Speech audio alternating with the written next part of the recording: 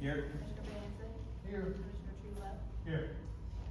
First, want to thank everybody for coming tonight. Obviously, we have an important item on the agenda, something that means a lot to everybody in our community. We do welcome all comments.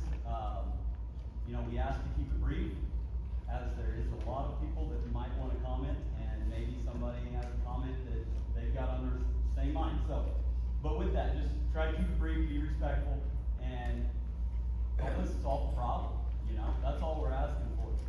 Let's be a part of the solution, not a part of the problem. There's a lot of things going around in the internet world that some true, some not true, and some just patently false. So hopefully you guys come away from here tonight with a little more clear understanding of where we're at, why we're looking at what we're looking at, and where we can go from here. I do want to say my personal opinion, which has not been put out in the internet world, is from day one when we started talking about cuts needed in this budget, it was my goal was provide full-time fire EMS to the citizens of Neodesha, but also be able to do that in a responsible manner that does not add a tax or fee onto the citizens of Neodesha. So I applaud Commissioner Benson for the work that he's done. This has been a little more mainstream than the work that I've been doing. But I applaud the work on the recommended meter charge. I do want to say that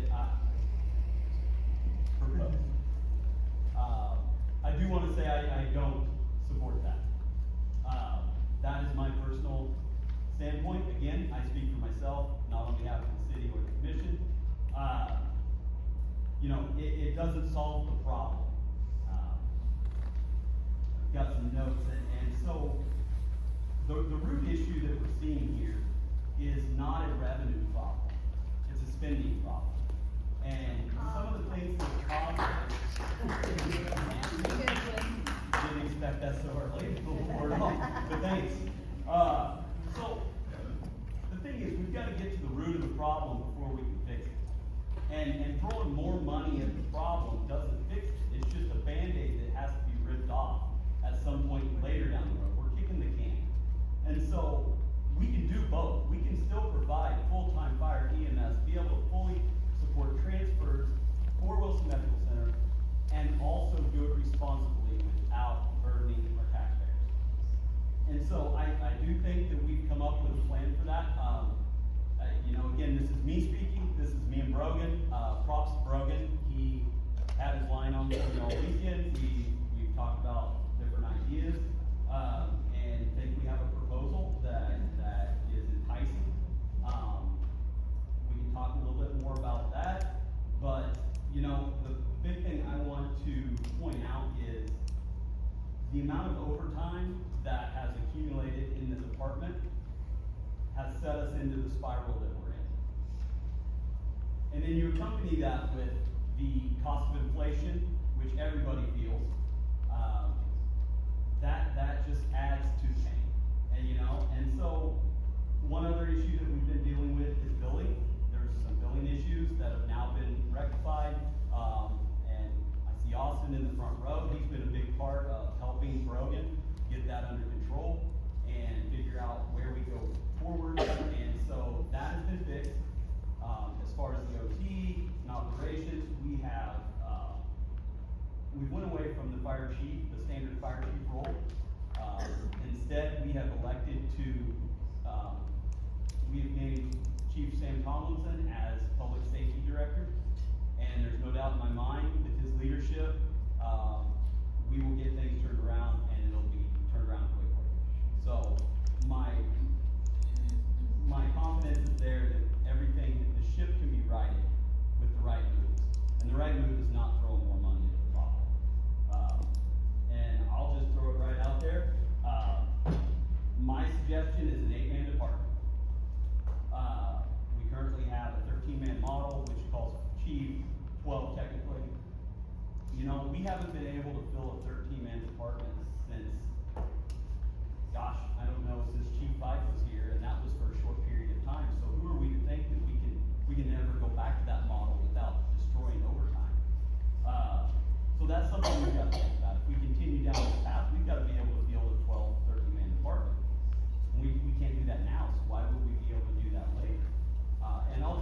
comments later.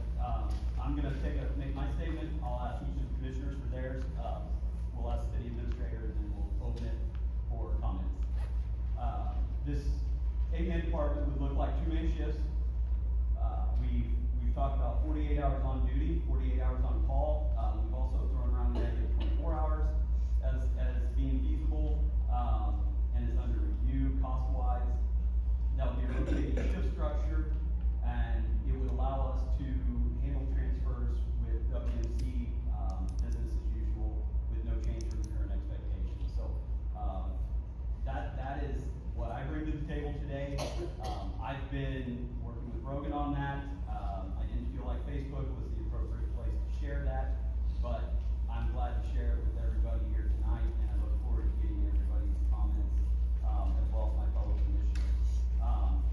Why this would work? Neodesha previously operated under a similar model. No decline in service or efficiency was had. Cost controls, it reduces excessive overtime costs and aligns staffing with call volume. Service quality, a 2-man crew can meet transfer emergency needs as demonstrated historically right here in our community. And accountability, it focuses on solving inefficiencies from overtime, billing, and other, rather than passing the cost on to the residents. Apparently word got out, I get thumbs blown up. So, I will be glad to answer any questions you have on that proposal and hear your thoughts, as well as on the, other proposal that's been made. But at this time, I'm going to turn it over to, Commissioner Bancek, and then Commissioner Truelove, followed by City Administrator Rogan. I'm not as loud spoken as some, so I think we need to stand up. So thank you, Tony, for the mic. As former fire chief, what concerned me about the budget as it was last commission meeting was that, yes, it's an 8-man roster as proposed. What we're looking at was 2 on duty for 48 hours and then off for 6 days. Don't think it's working? Yeah, you just gotta yell. I just gotta yell louder. You gotta get it. Okay, I'll get louder into it. There we go, get it right up to my mouth. So, 2 24-hour shifts was what, we've been working on with, 6 days off in between, and no call. The issue I have as the former fire chief is we have to have the ability to transfer patients at the hospital. That is all I'm trying to accomplish. We have to have backup if we're only gonna have 2 on duty, if we have a structure fire, a car wreck, any of that type of stuff that takes more than 2 people. 8-man department worked under me, but we had called. So we had backup. All I'm trying to do is find a way to assure that we have backup, because the plan previously was not to have any call, not to have any kind of backup. So, I've lost a lot of sleep thinking about this, trying to figure out how cuts could be made that would fund up the shortfall, and I keep coming up short. So the only thing I could think of, and it took me weeks to think of this, was this plan that I proposed. I don't like it, any more than some of you do. But I tried to come up with something simple and easy to understand and not overly expensive, that didn't add to your meter spinning, the costs that were there. It's just a proposal.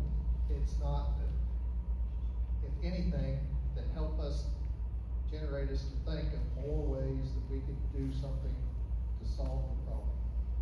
So, if you got more questions about the plan tonight, I can go into that, but that was the basis behind it, is to try to find a way to get back.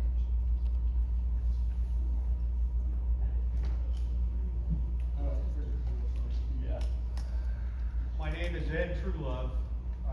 I've met many of you in here, maybe not all. I used to work for the city. I have a keen interest in making sure that whatever we're doing right now is gonna help us to be successful in the future. This presented itself as a budget shortfall where we figured out quickly that there's no way we're gonna be able to continue to fund things at the level that we have in the past. I appreciate what the mayor said about it's a spending deal. I think that helped to get us where we are now. We have very good equipment for all of our departments, new ambulances, but when you start examining these things, we're almost equipped as well as larger cities in our area. So that's where it got our attention, first of all, was the budget shortfall. And that's stated to be about $500,000. And then we have ideas about how we can recoup some on the ambulance charges, how we can save money here, save money there. I have limited contact with citizens over the last couple of weeks, but the contacts that I have all been very clear that they're not in a position to support a meter increase to the tune that has been suggested. And as Commissioner Banzit and the mayor are saying, nothing has been decided. This is all out there for discussion amongst our community and amongst the governing body and staff. Nothing's been decided yet. But on those limited contacts, I'm hearing there is no support for that. I'm gonna also be very keenly aware of the fact we just did a ribbon cutting on our new energy center, and our community is gonna be paying for that, those generators out there. So that represents in itself, for something that's extremely important for our community, that represents an increase in our utility bills just to pay for that debt.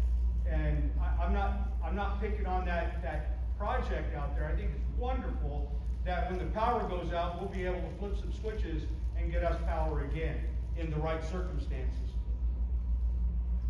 The great thing about what we're doing right now is the advice and the discussions I've had with the city administrator. We don't need a short-term fix. We need a long approach to this. We're gonna play the long game. We need to be able to figure out how to make our budget not only healthy in 26, but in 36. What is our long-range plan? So with that, just kind of a position of where I am now, the comments from the citizens that I've spoken to, we have a community interest to make sure that we're financially healthy going into the future. And I'm really proud to see that this many people showed up to attend this discussion.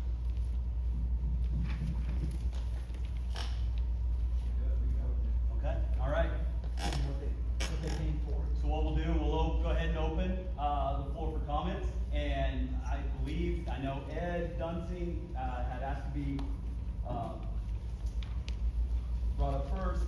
He has provided a little insight to us, and I think has some good PowerPoint for us if we can get it done.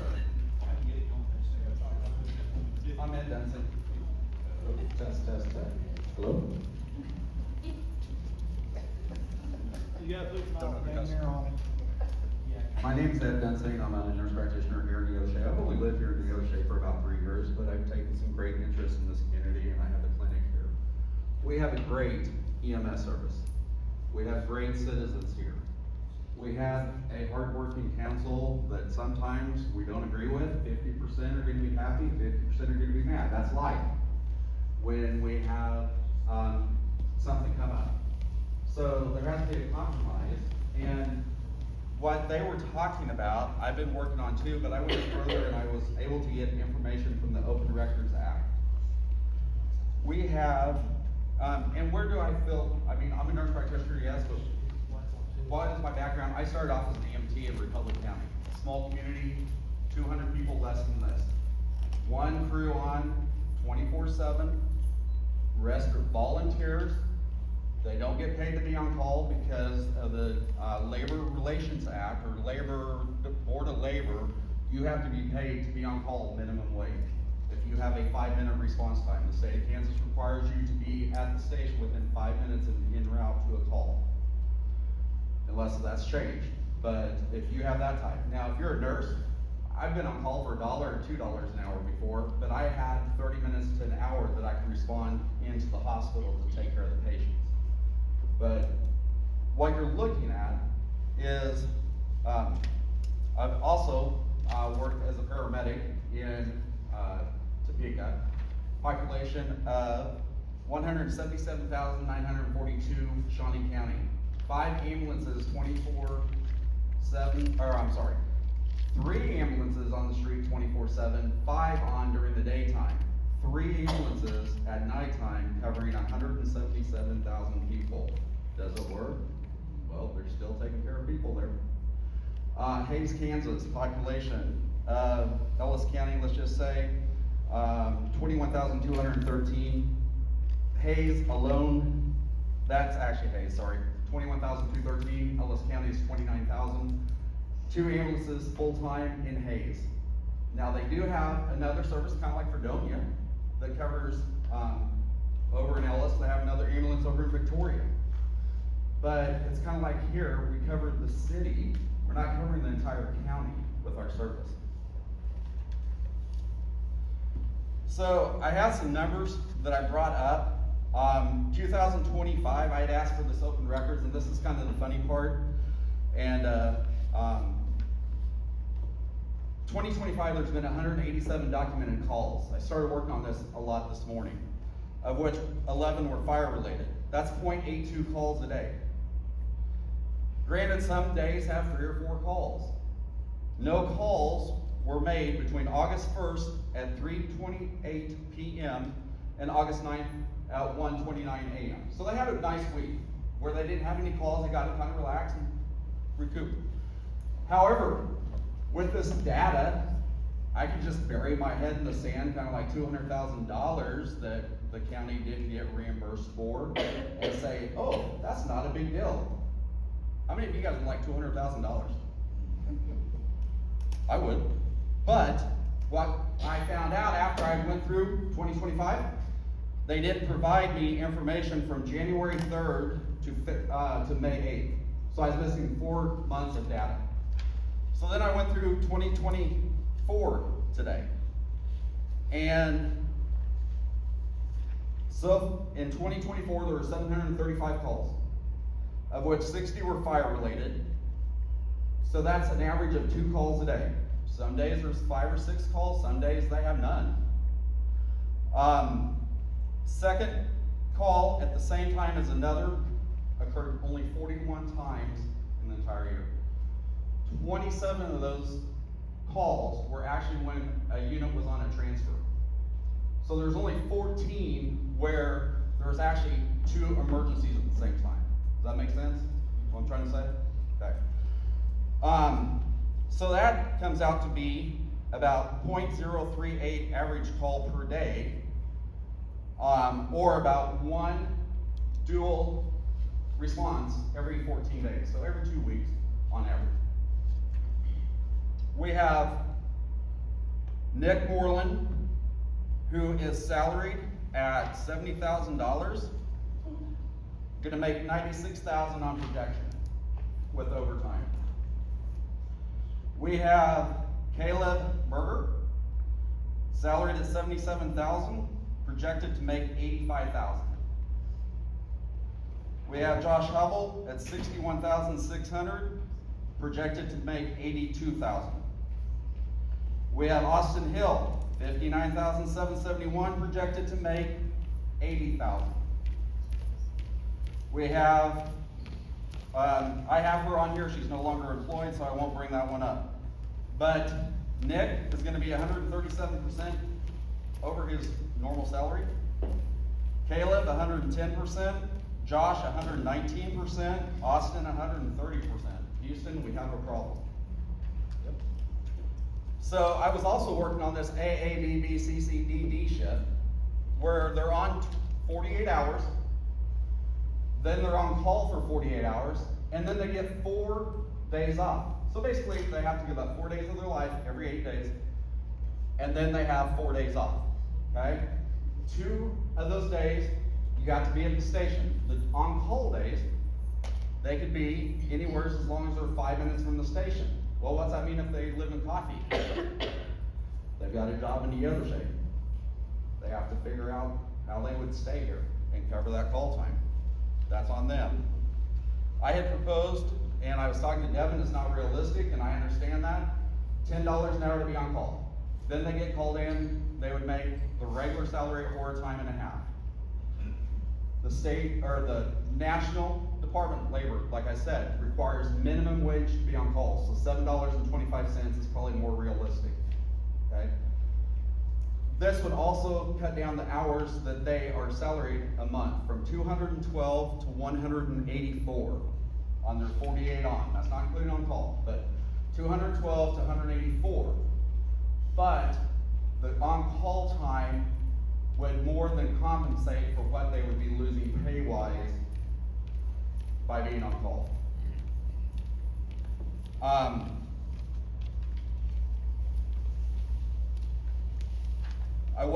There's a couple other points I wanted to make, but they have the numbers that they've worked out. Mine are about 100,000 higher than what theirs are, because I was calculating in, I was going a little bit unrealistic, but tossing it in that in the salary, or in the projected budget, they built in 10% overtime, so I did that too on mine. Then I took and went a step further and said, okay, there were 60 fire calls last year. Let's just say they're out there on the fire for 4 hours. Okay, and there's 4? Yeah, can we keep it brief? Yes. We've asked everybody to Sorry. keep it brief.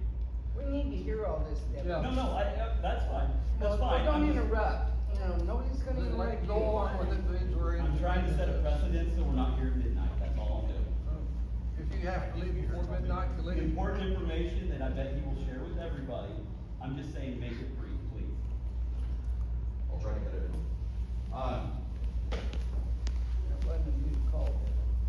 I forgot where I was. Anyways, I am gonna now, Devin and Brogan and the commission, I was gonna throw under the bus until I did some further research and talked to a couple about why was there no checks and balances for the revenue that is not collectible after a year, like $200,000, no big deal, by one person on the commission.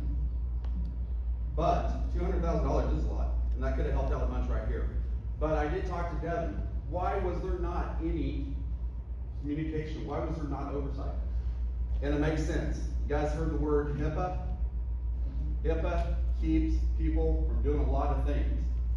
And so, from what I've been told, not just by Devin, but a couple other people, prior fire chief, always said, well, it is what it is because insurance companies don't pay and we can't give you that information because of HIPAA. Well, there are ways around that, and they found ways around it now, and there are checks and balances in place. So thank you guys for doing that. And then I'm gonna stop on how this could work. They're on the right track. They just need some more information to fill in. But I think you can maintain a fire-based EMS service with 2 people on and 2 people on call. And yes, it's gonna interrupt the 8 fire EMTs, paramedic that work, but we all have to make choices of what is best for us. So, I could go out and heavily recruit EMTs and paramedics if I needed to, but hopefully they will also see the benefit of this for all the citizens. And then finally,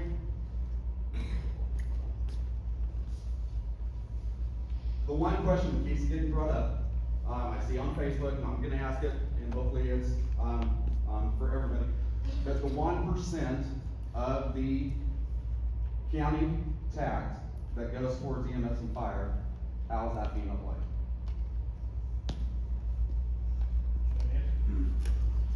And I thank you guys for listening to me. If you have questions, talk to me. I would be happy to address them. Hopefully I didn't take too long to bore you.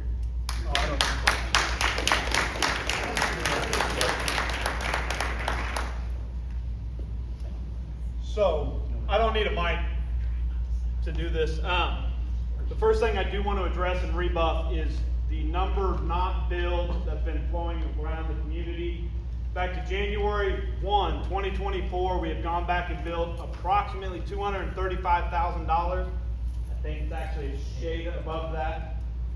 Through our billing company, they told us to expect $110,000 coming in revenues.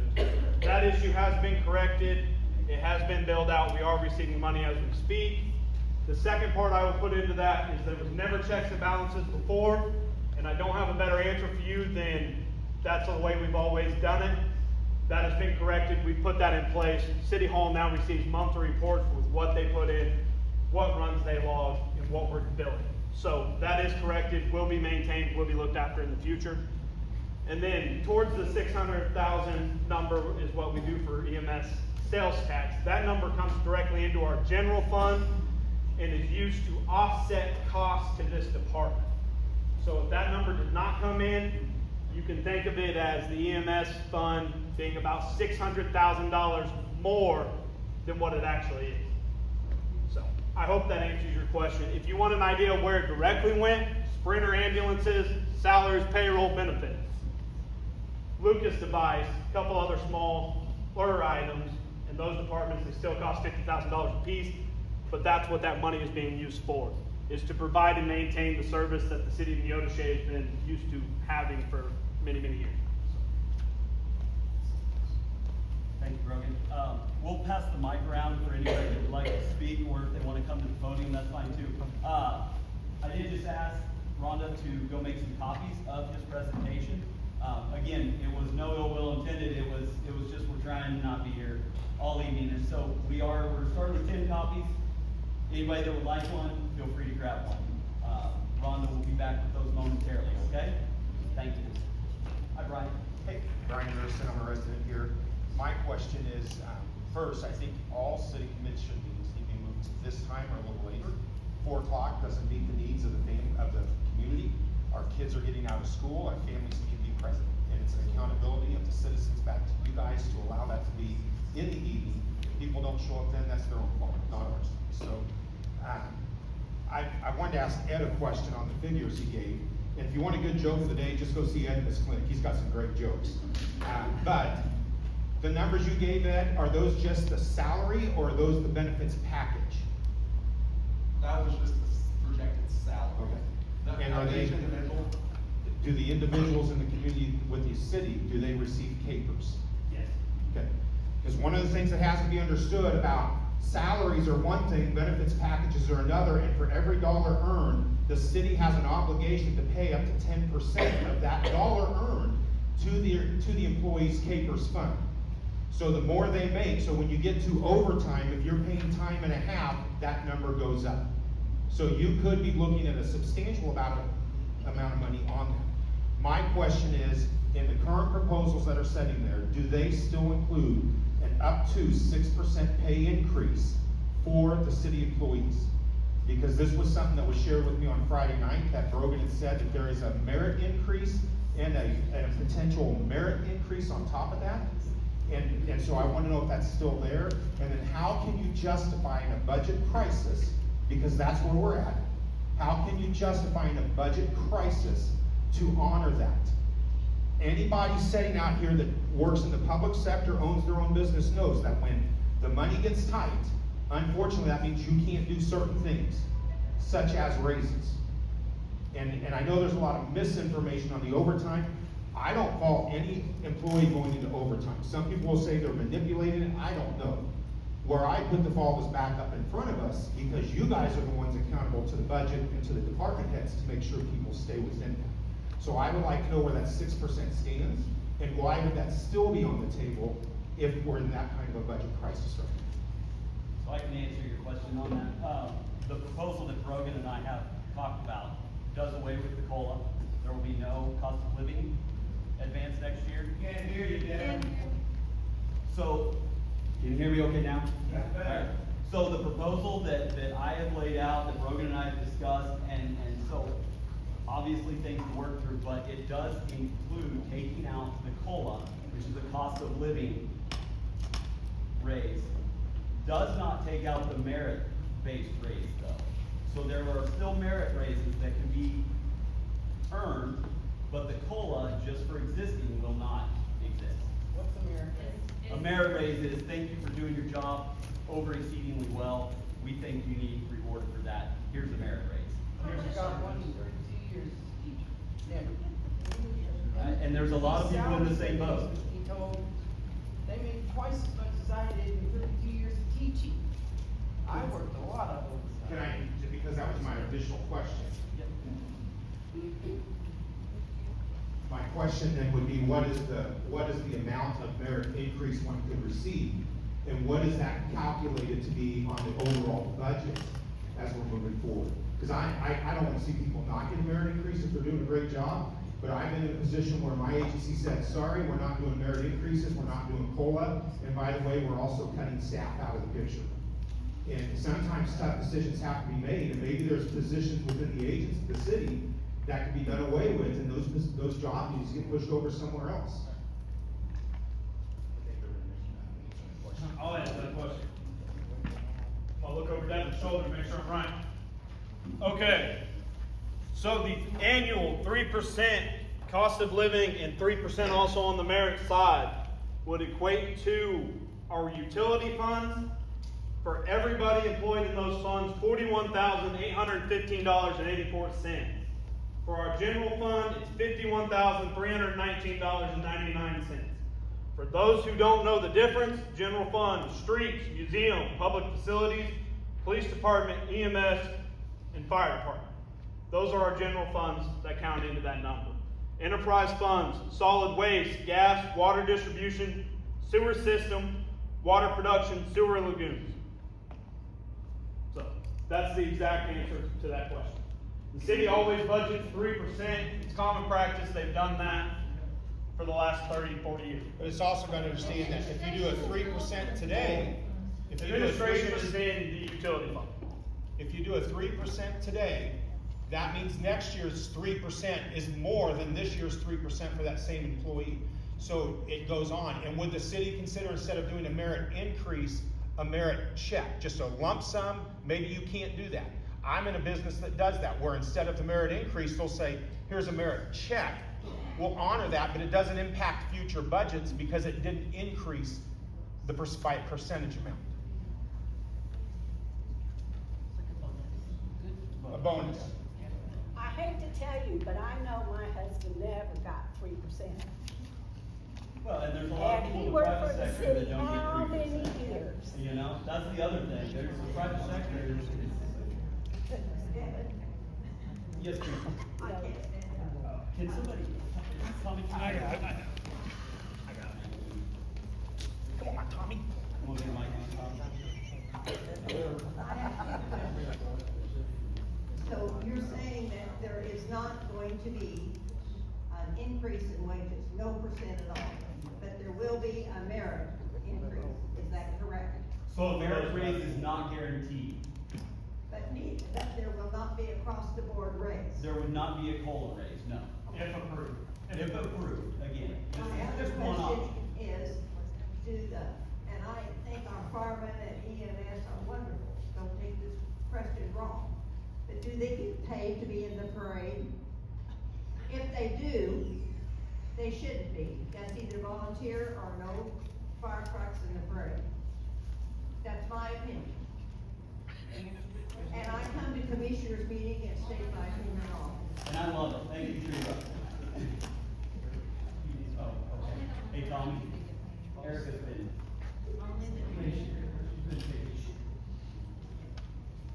So I just had a question about budget as far as past years, and why are we in this position now when we actually had the 1%? And how come it, how, were we this far over budget in past years? So why is it so bad now? Like, what caused this to happen? Well, there's a couple things. And some of it is just ill-timed fate in terms of increasing department from 8 to 12 with the chief. That was a large budget issue right there. That created a strain. The other things are Winter Storm Uri, COVID, inflation. It's all hit to an extreme where before you didn't feel the impact as much because the city was able to transfer and cover.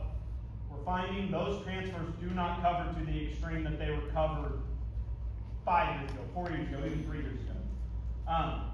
Another thing that is probably gonna play into that, during Winter Storm Uri, the city incurred a cost of more than $875,000 that it did not pass on to its customers. The city of Neodesha took that on 100%. None of that was passed on to the customers.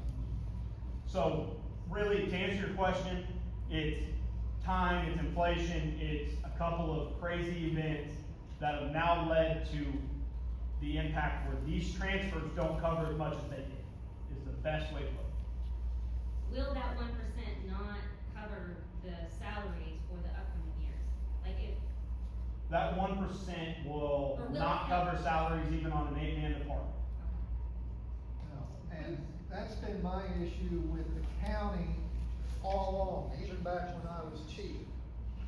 State law requires the county to provide EMS. They can choose to do it themselves, or they can contract it out. They have chosen to contract it out with Fredonia Hospital and the Neodesha Fire Department for as long as I've been here. What it was before that, I don't know.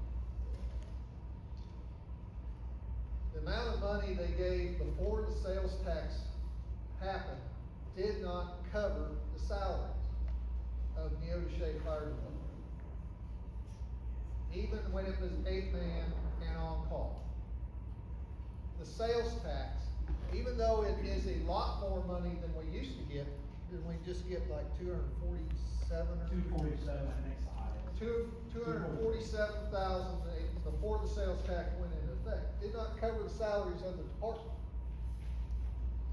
600,000 that we're getting now plus, I think we budgeted for this year only 600,000, we actually collected like 694.24.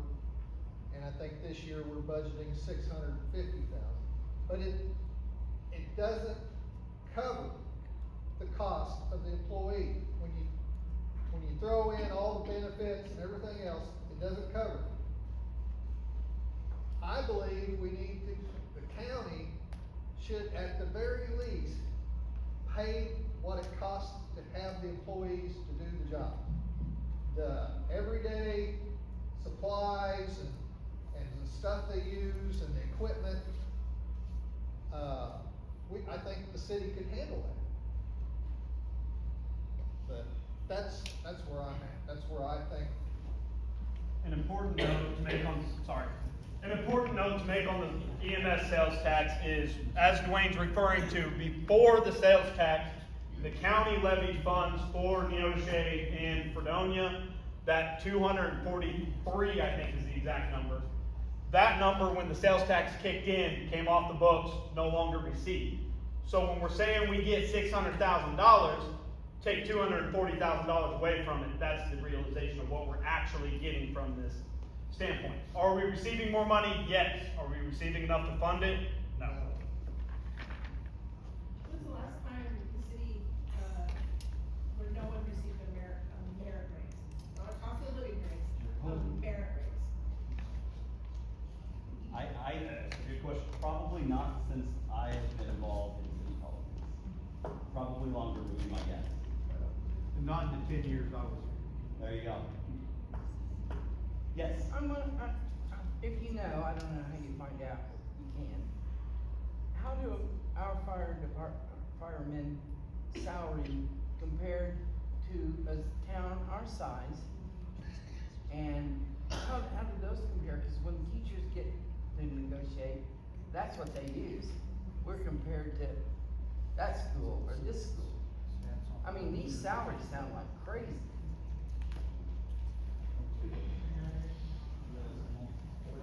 Yeah, well, and that's, I would, and they're all big.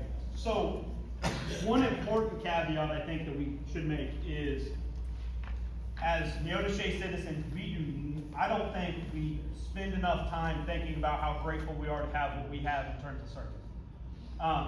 We are one of the very few and one of the smallest departments in the state of Kansas. We are a county of 8,824 people, and we have 2 full-time EMS departments, and we have 2 hospitals. We have 1 full-time fire department within the city of Neodesha. It's unheard of. We are not the rule, we are the exception across the state of Kansas. Stafford County, 10,000 people, volunteer fire, county-based EMS. Rice County, 11,832 people, volunteer fire department, full-time EMS. Reno County, besides the city of Hutchinson, that's over 68,000 people, county-based EMS, volunteer fire department, excluding the city of Hutchinson. So, we are a unicorn amongst the state of Kansas. And that's great. But how does it stack up? Destroying this budget. We pay well. We have to. That's great. We have to be able to compete, to be able to get people to come here. Well, it's not working because they're not coming, Dwayne. Huh? They're not coming. You said Friday you had Well- trouble finding firefighters to hire. It's a problem statewide, I mean, nationwide. Iola has trouble getting people, so it's a nationwide problem, and it's kids today growing up don't see the fire service the way they did in my generation. They don't see it as something they wanna go into. And Mr. Jones, or whatever your name is, I resent you telling me that people in this town don't appreciate our firefighters and our police officers. However, I and Debbie told Friday night that we have some really problems with those same people being competent. They're not showing us that. That leads into the overtime. When Leon worked for the fire department, it was an 8-man team. They worked 24 hours. They were on call for 24 hours and then off for 48. That 24 hours they were on call, they did not get paid. Unless they got called in because they had an ambulance run or a transfer or a fire or something like that. So they would get paid, compensated for just the time that they were at the fire department, nothing else. This business of, like what Judy and I ran into, of every single firefighter, EMT, EMS, paramedic, whatever you're called, showing up at one location and then not taking a second call because you think you have to stay there. And then all of you transferring to the hospital. And an hour and a half later, that person who fallen down the stairs finally got delivered to our hospital by Fredonia EMS. Because we did not go to that second call. That's wrong. They should not. There should have only been 2 people at that house. Period. Then the two people on call, they are at the fire department, they could take the second one out. Then yes, you're gonna have to call in somebody else. But you also have to remember,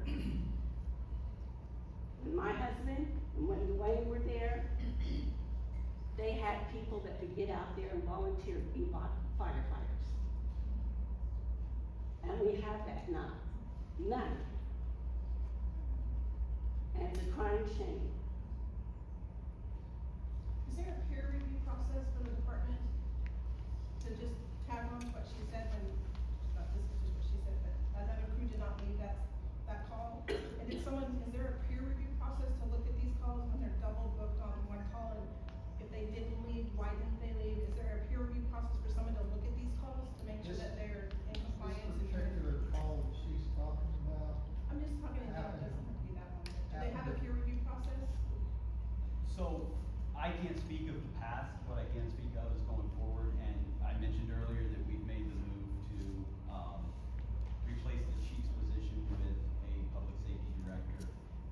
We've placed Chief Sam Tomlinson, and I know his work, I know his background, I know how good he is at his job, and I have 0 concerns going forward that the efficiency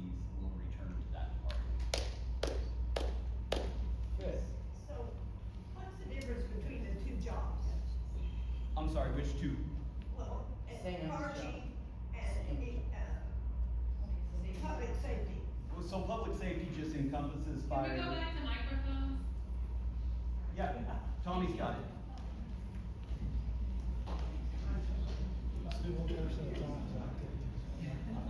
I asked what was the difference between fire chief and the public safety, what's the difference in that job? So public safety is an umbrella and covers police, fire, EMS as a whole, anything public safety. You know, and so a lot of communities do public safety. And, you know, we've gone through fire chief after fire chief, and, you know, I can't help but think that the leadership gap that we've had has led to some of the issues that we're facing today.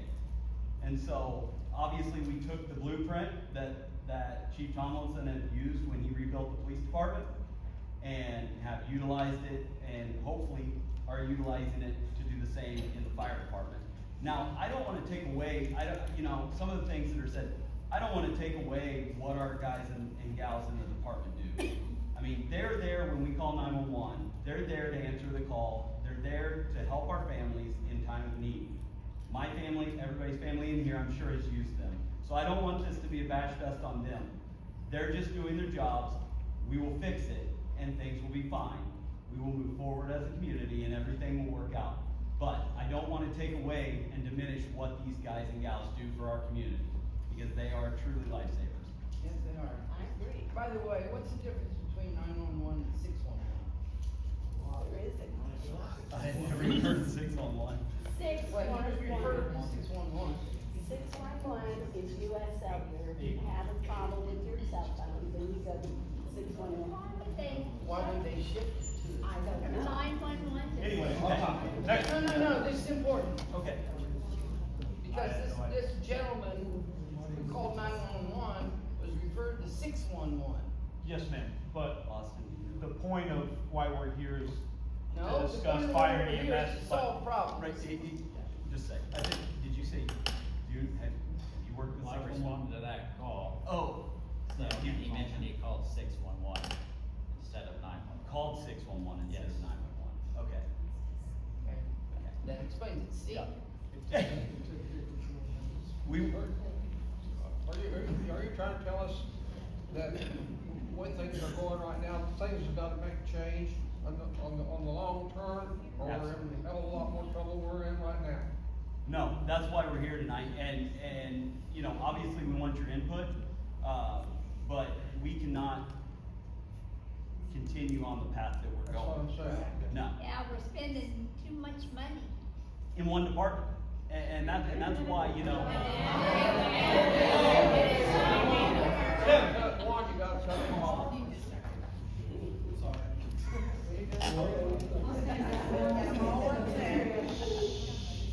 My name's Robin Hubbs. My husband and I moved here 9 years ago, and we love our little town. But I have a question regarding the budget. We are short in the fire department, I understand that, I understand how we got there. But have you had each of the other departments look for the 5 to 7% waste that is in every department and cut those before we make changes to have the citizens pay for the city's prior mistakes? The answer to your question is yes, and I'm sure Brogan would be glad to list some of the capital outlay items that were cut out of the budget in each department. Yeah, we got that question Friday night. Can you guys use the mic, because the people in the background are hearing. Oh, I can get louder, that's not a problem for me. This is the question, can't hear the question. The questions, okay. So, the question that pertains to the budget and what has been taken out, mowers, trucks, fire hose, bunker gear, the list goes on and on, roughly, well, not roughly, it's over $100,000 that was pared out of the budget, just in capital outlay, that has nothing to equate to the pare down that everybody in this department in the city has done. It's not a stretch to tell you that 2026 is the leanest budget year across the board for every department in the city. It is a year where we hold on and we hope nothing goes wrong, because That's where we're sitting. So it is as bare bones and as down as it can get. When we did our budget workshop with the commission, they kept going through looking at here's this, here's this. The problem with that is if you cut this back to such an extreme, I'm talking, well, you know what? In the past, when inflation was 30% lower, we only had 5,000. Give them 2. The problem with that is that leaves no room for error. No room for an increase, no room for a tragedy, and that's something that as a city it's important for us to make sure we maintain. We do not want to be coming back to you guys in October with a budget that you now have to come to us and give your opinion in another open public hearing that would then increase your property taxes a second time to have to cover those needs. So, yes, it is pared down and it is as bare bones as it gets, but we have to be careful of how far we go and how far we're willing to cut that back. The last thing I want to do is run something over budget. As a city admin or a city commission, we have to make sure that we're being responsible with your guys' funds and looking out for the best of everybody in town. Just had a question. Sandy, just a second. If you wanna talk, if you can't stand, hold your hand up, I'll work on my hand. Go ahead, Shauna. Okay, can you hear me? Nope. Kiss it. Yes. So first question, at the last meeting, somebody stood up and said, why are we spending so much on these police cars and all this new stuff, and you said, oh, it's a lease. But last time I checked, a lease still costs money. It's not free, right? You don't just pass it off like, oh, it's a lease. Why do we have so many new things?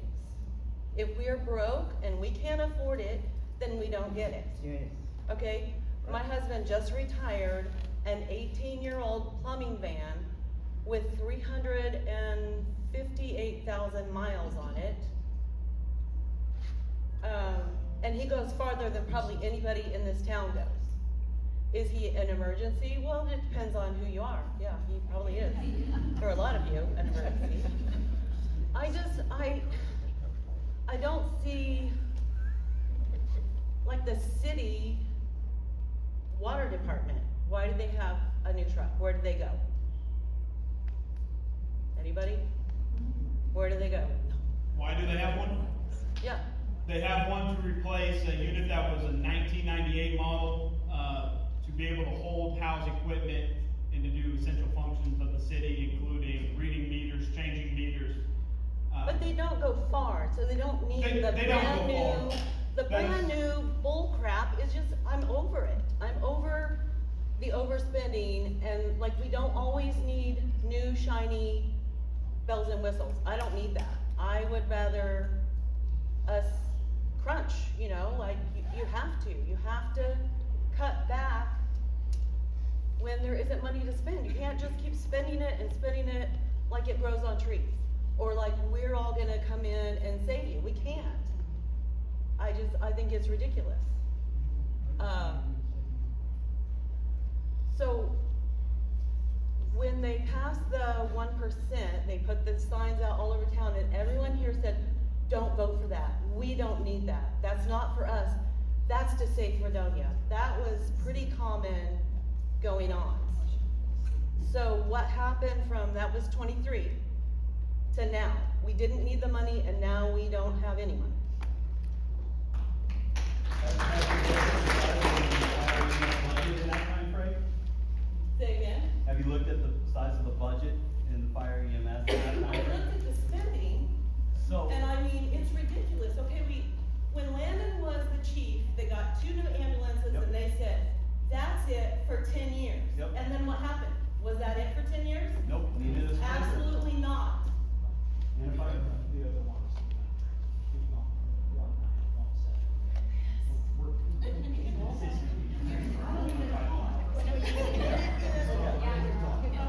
Okay, I just wanna know numbers again. How much do we owe on the fire department? On the department itself? On the building or the budget? Yes, We don't own a dime on the building. it's paid off. Okay, but the budget that he was showing us how much on the police department. Is it No, $78,000 a year through 2032. 32. Yes, ma'am. Sandy, I think I think what you were asking about is on the ambulances and the fire department, not the building, right? Well, what we owe, how long do we owe? Didn't you say Friday that we owe so many more years on them? Yeah, on the ambulances, we owe till 2028. 2028, and that's 2 ambulances. The Sprinter, they paid cash for. Both of those were bought before I come on the commission. And then the building for the police station And then the is fire- 1932, or 2032. 2032, the fire truck comes off in 2029. Do we share ambulances with Fredonia? Do they have their own? Yes, ma'am. How come we don't buy one something So part of the issue with that and is, you know, again, I mentioned the leadership gap over the last several years. I can't hear you, I'm sorry. If everybody- We're talking, do you guys have a microphone up here also? Devin, if you help, please stand up. If Just stand up and you'll project better. So one of the things that we faced, I mentioned the leadership gap. And so as leaders change, their needs, perceived needs change. Our goal is to give our leaders what they need to do their job efficiently. And that's why we're here tonight, is to talk about how they can do their job efficiently. Some are for funding it the way it is now, some are not. That's why we're having that discussion. But as commissioners, our job is to make sure that they have the tools they need to do their job. And so, when we're approached with, we can't take these transfers that Wilson Medical Center needs done because we don't have an adequate transport unit. Okay, let's get you one. Boom, ambulances. Why are we still not taking these transfers? Well, we need a Sprinter van to be able to do that more efficiently. What's that mean? So Why that's was the that smaller question transport not asked when ambulance. it was presented? It was. Actually, it was, Okay, multiple so times. did you advocate further, Advocate for what? like, as to why, asking why you needed that?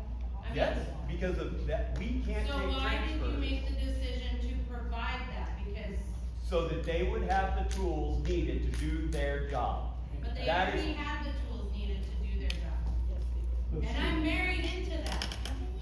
So where was the one person in the department to speak up and tell us that? That is my question. That's what your piece was for? I'm sorry? Checks and balance. That's what that question is about.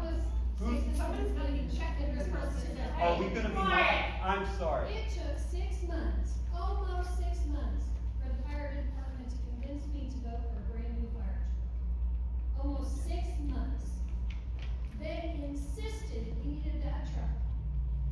Just like they insisted they needed the Sprinter van to make the transfers for the hospital because it would save money and put less wear and tear on the ambulance. That all came out of the fire department and EMS department when I was on the commission.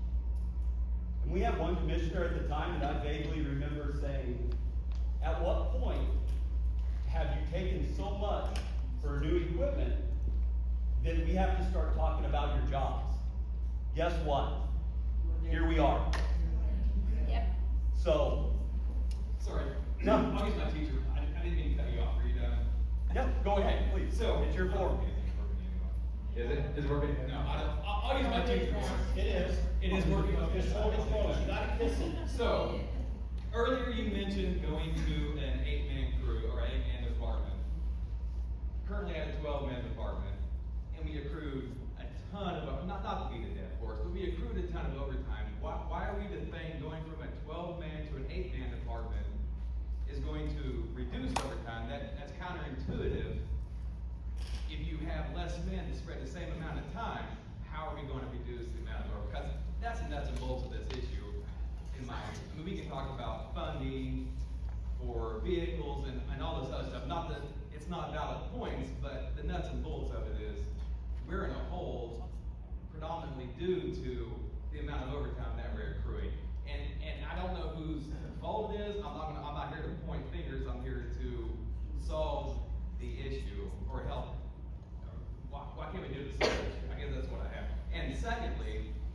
Rogan said earlier that the transfers are not paying like we thought they were gonna pay. Are we losing money on transfers? And if we are, do we need to look at not doing transfers anymore? Maybe passing that somewhere else, maybe to the hospital? So that's mine. Let me answer the first part of that real quick, what you think? I'm not touching the transfer. I do want to answer the first part of your question for you. So, the big reason why we have accrued so much overtime the last couple of years is, yes, we are supposed to be a 12-man department. As of today, we are an 8-man department, trying to cover 12 people worth of shifts. That is more than caused the issue in terms of why we're talking about going to an 8-man. It's a different schedule, different amount of hours, different amount of shifts for them to end up covering and taking. So that's why when we say we're dropping, you say that's counterproductive. What we're trying to do is if we drop to an 8, we go to a different schedule, we limit hours, we limit the opportunity to cover other shifts and overtime to try to cap that number, is the thinking that we are using. So, because right now we have a 12, we only have 8 people on the department, we have 8 trying to do the job of 12 at the moment. Well, what about the transfers? Hold on. No, he's got the mic, you're good. Well, what about transfers? Oh, I'm sorry. No. Rogan, you gonna touch that? Am I gonna touch transfers? I needs to. How much I know transfers, we get charged when we go out, there's a mileage fee for every mile. And so the bills for going out to Wichita or Kansas City or Tulsa or any of these distant hospitals is much larger than a run here in town. So the potential to make more money is there, but there, as you know, just going to your local doctor or to the pharmacist, there's always write-offs on insurance. So some of it gets written off. What hurts us sometimes on transfers where we don't make a lot of money is when it is a Medicaid patient. Because you get a set amount of money and you can come back and fill the truck up and it may pay for that and a little bit more man-hour wise. We lose money on Medicaid. And I expect that to go up with what Washington just recently did to Medicaid with the beautiful big bill. I look for that to get possibly worse on that one. I believe we make money on most transfers, but we need to make sure that all the billing is getting done and all that to do that. That step's already been taken care of correctly. So that's where I'm at on that. And it's important to the hospital. If the hospital wants to start up a transfer service, I think the guys would probably like that. They don't have to get up at 2 a.m. and go to Wichita. But we don't have any control of what the hospital wants to do. So, but the hospital is here, and if we're the service, we got to provide a service to them. We don't have to take transfers by law, but if my wife's sitting out at Wilson Medical, and she needs to be transferred somewhere, I'd like to see that happen, just as I know you would. So. Hi, Bob. Yeah, I think, I hope I'm speaking for most of the senior citizens here tonight. You was talking about putting a meter fee or whatever. You know, my taxes went up this year, my insurance went up this year. We got a 1% increase here a year or two ago. Senior citizens can only take so much. I mean, we can't go out here, I'm 80 years old, I can't go out here and find another part-time job, and I hope I'm talking for other senior citizens here tonight. So we've got to make a decision where it don't affect our older generation. And that's a fact. We can only take so much. That's about all I got to say.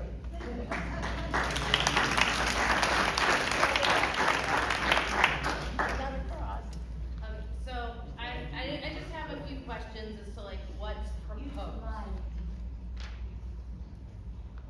I just have a few questions as to like what's proposed. So you're proposing a two-man crew, correct? Okay, 48 hours on, 96 hours off. Is that correct?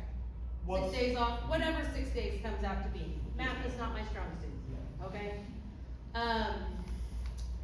That does not accumulate to a full-time fire. It takes 212 hours in a 28-day cycle, correct?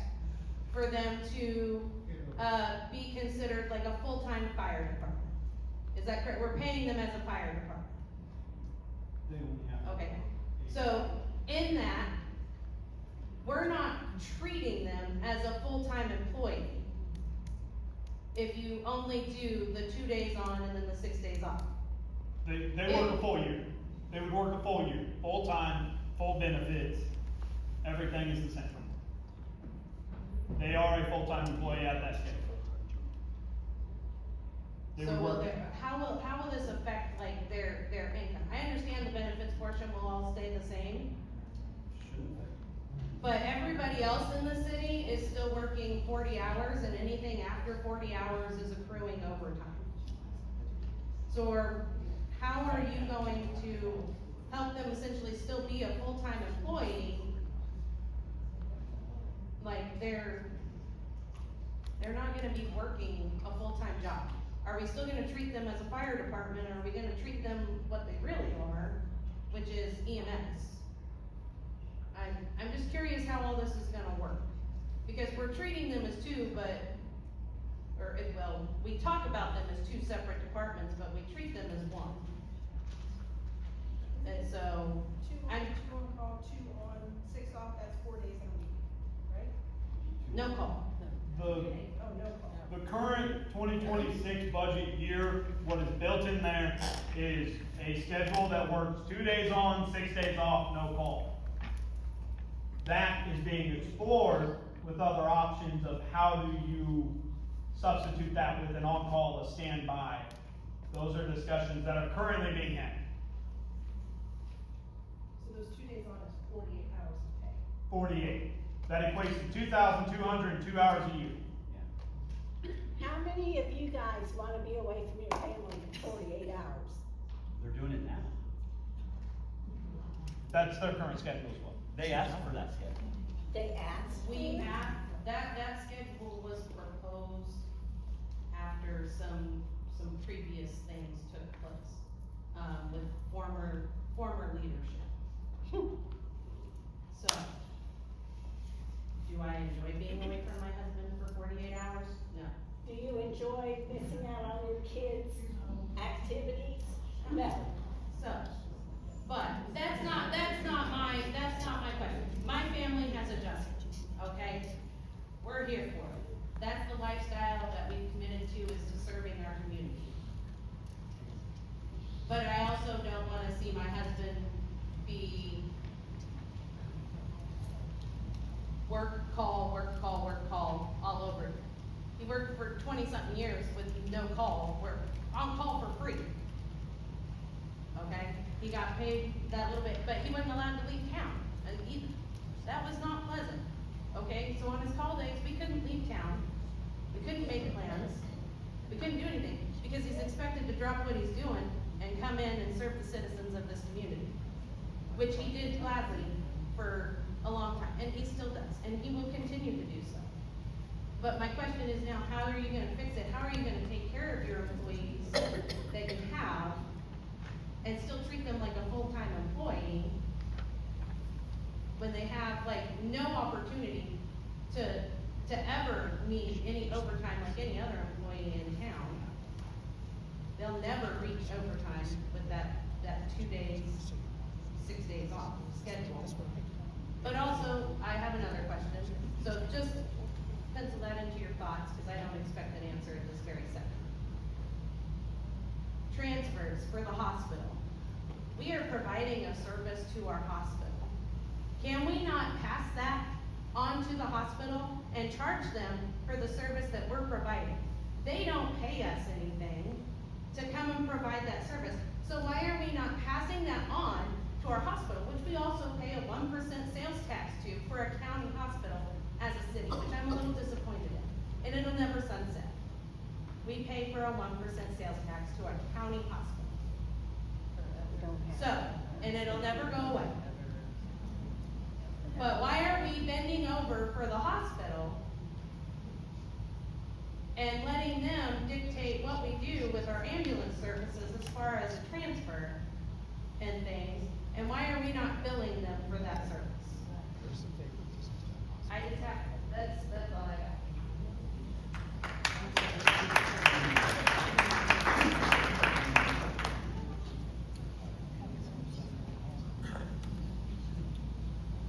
So my question is, how much do we spend on excess mowing every year? You know, you come into town and you look at all the standard oil places that we're mowing, and you know it's taking time, equipment and all that, but how much money are we spending there? Give me your definition of excessive. Okay, so anything that's not necessary.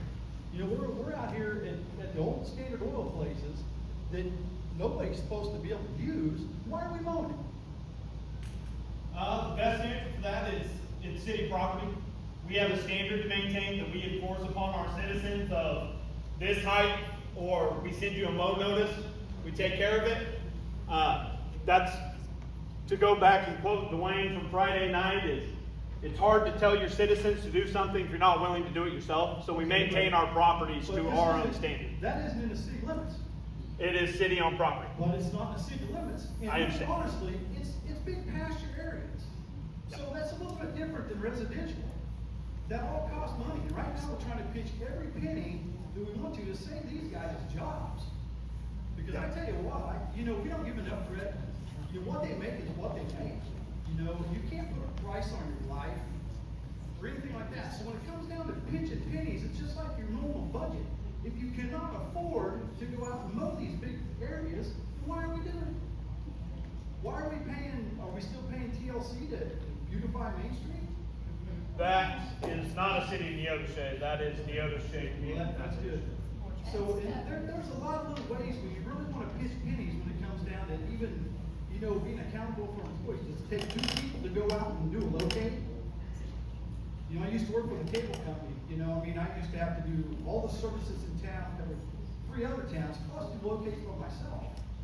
And, you know, when we were on call also, you know, and the way they communicated that was you got paid for 7 hours for the whole week that you were on, whether you took a call or not. And then everything after that was overtime. But if we could take out any little penny we can by mowing these areas, put them out for hay. Somebody will hay them for you. I mean, think about it. I mean, you're putting one guy on a tractor with a brush hog, and I guarantee it's probably taking them a day to reach lot. You start adding that up to the equipment fee, overtime that's gonna be acquired for that, fuel, equipment wear and tear. Is it necessary? Just to make it look beautiful? I mean, we got a fountain in the pond for that.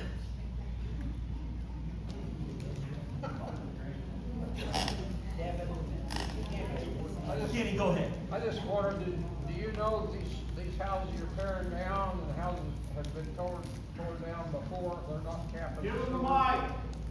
The sewers are wide open. Do you know the housing that you have been turned down, and have been torn down before you? Regardless of who it is that's torn down, whether, the sewers are not being capped, they're open. So you're getting, could be getting sewage back up the line, or you could be getting infiltration into your sewer system. He says we'll follow up on it. If you have specific addresses, please. Well, about any of them? Can you check on So that? you take the ones that you just had, you take the ones you just had done, say the one there on 8th Street there called by the high school? We didn't have that done. Okay. That was private. Yes, Tommy, you were over there, weren't you? That's capital. Yeah. Talking about the one that was on fire? Yes. Yeah. Right, yeah. It's capital. I know that Zimmerman and them guys that done it didn't cap their any sewers. They didn't go, if they did, they didn't go, the estimate didn't go to plan. To this one? Any demo that I issue now. Use mine. Come on, Tommy. Well, I need the mic.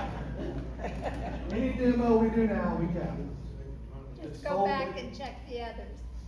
Well, if anything was done before me, and it's already been covered, there's not much I can do about it, but right now, any demo done right now is capped. Either with a plastic cap or they cover with concrete to make sure we don't get infiltration. Good answer. Thanks, Don. Thank you, Katie.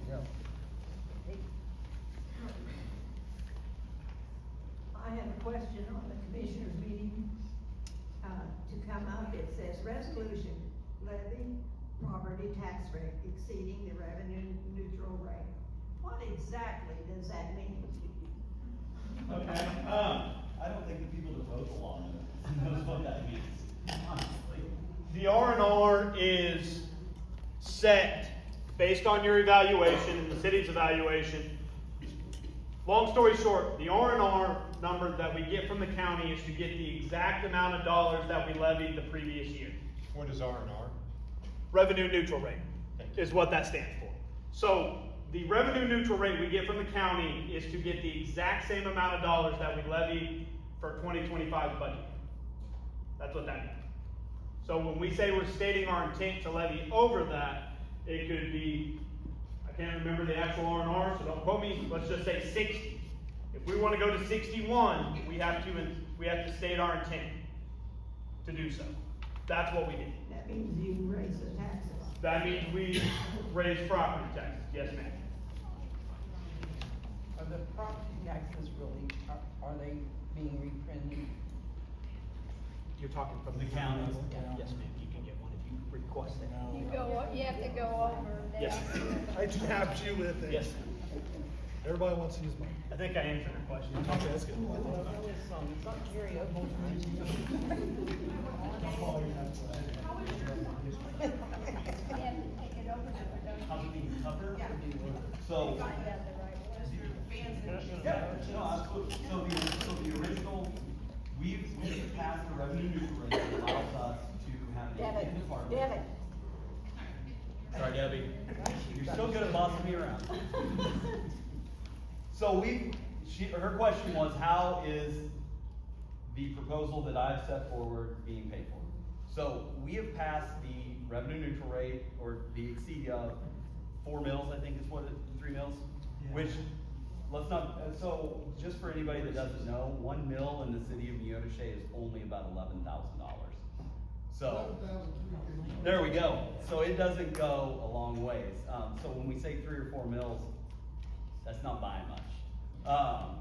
So it's not a drastic raise. But so with that, we had already set forward that worst case scenario, we can fund full-time fire EMS with an 8-man crew or 8-man department with no transfers. That's the trick that he and I have been playing with, is how can we make transfers work? And Sharon brought up a good point, you know, and it's conversations that I think that we've talked about. Is there a charge that we can charge that the hospital can pass through to the patient on their bill? You know, I don't know. Those are all conversations, and that's why we are trying to get to the bottom of some of this, you know, and figure out what is a winning solution for everybody. And so, with that said, to get transfers back in, you heard us mention earlier that we were taking the cost of living raises out for next year. Is this cost of living for the whole city or just the? Whole department? city. Okay. Whole city. And so, right? Yes. Yes. But we leave merit raises in. So, do your job well, you qualify for a merit raise. But we're not gonna do cost of living raises next year if this proposal, again, this is one proposal.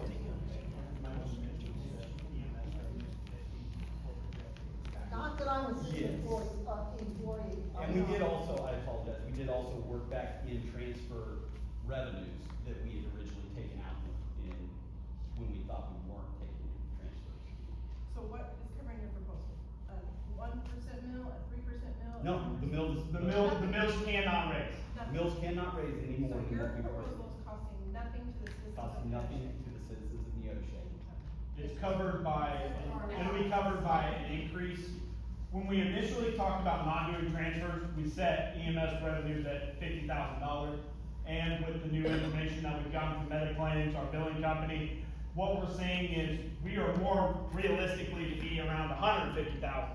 So that $100,000 could be used for a standby pay to help cover that. And that's the goal of this. If they're standby, we wanna offer a competitive wage.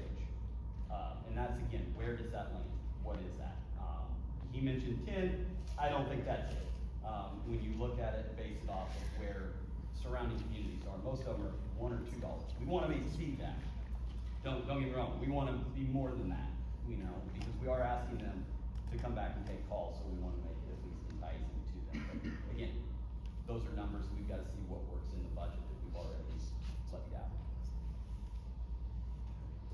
Hey, Meg. I was gonna say, how are the how are they done when you get a merit raise? Who decides? I mean, it doesn't matter to me. I just like to ask questions.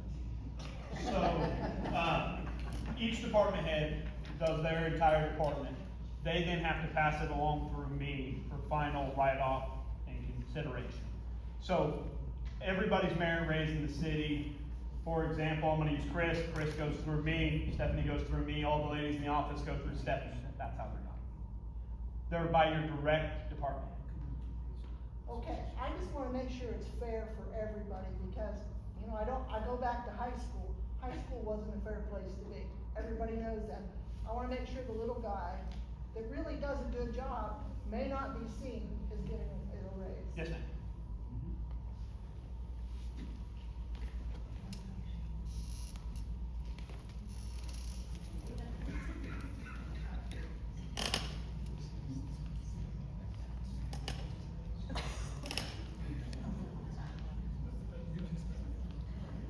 So my question is, we're solely focused on fire and EMS. They're of course going to be our biggest department. They work 24-hour shifts. They do fire and EMS. We have all the things. They have to buy all of the supplies. Are we not looking at any other departments? I mean, we're gonna cut a department in half, but yet, how many city employees do we have in the office? How many does it take? How many employees did we have in the office 10 years ago compared to now?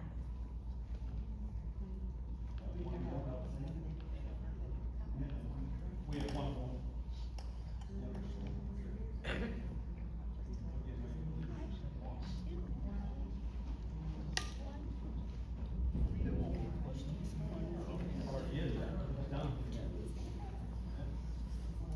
There's currently one more heavy in city There office. used to only be 3 office girls and the city administrator, and that was it.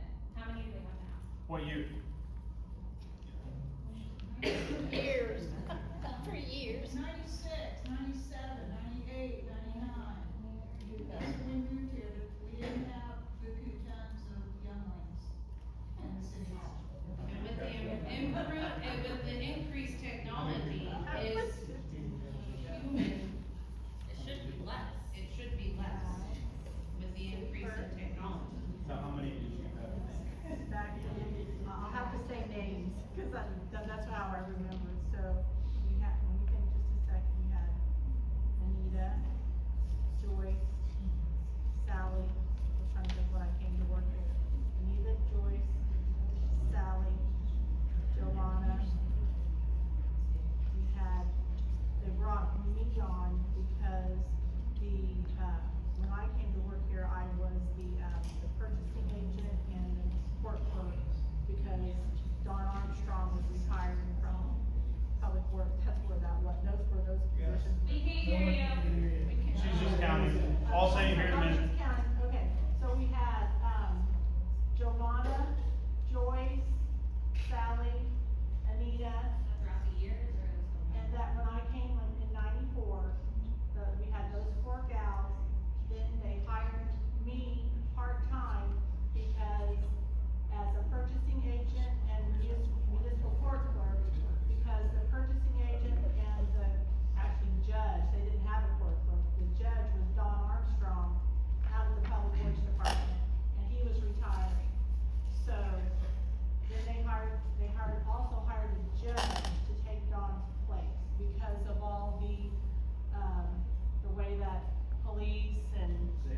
Yeah, so 6. Answer your question, 6, we're at 9, we're at 10 for another week, we're gonna be at 9, we've added 3 in 30 years. So that's what? We've added a building inspector, 80,000 a year? let me think, that would be the 2 positions we've added.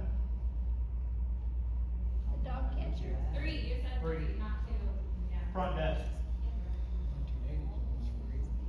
Maybe right at 100, maybe. That's 3 full-time positions. Maybe right at 100 for 3. All together. All together.